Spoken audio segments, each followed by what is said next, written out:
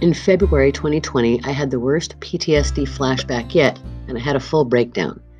As this was the beginning of the pandemic, mental health services were next to impossible to get unless I wanted to readmit myself to the psych ward.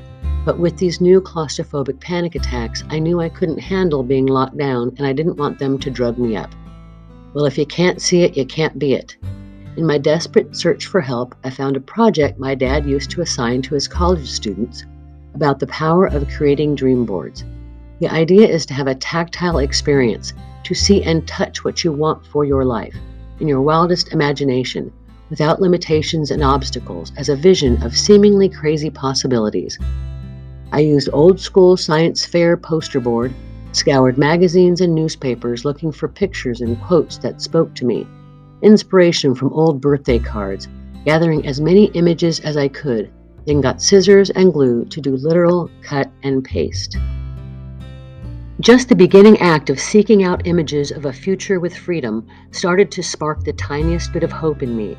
I found that the process of narrowing down and limiting all the images and quotes helped to bring focus. Arranging and attaching them to the board gave solidity, and the satisfaction when it felt complete was very calming.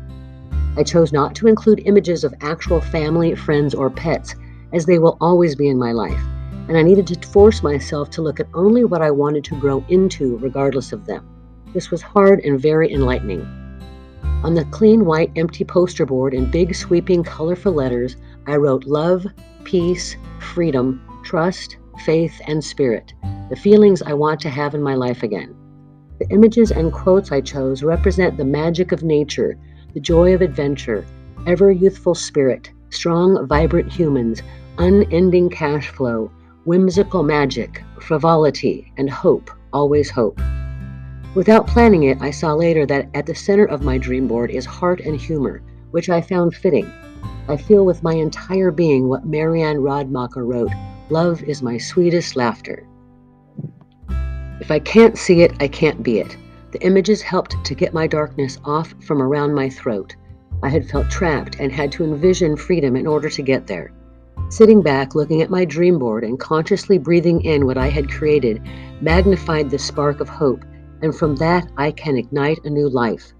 Sharing this with others, to hear myself say what it all means to me, to get my visions out into the world takes courage, but the energy it's created has been electrifying and worth the fear of vulnerability. My name is Crescent, like the moon.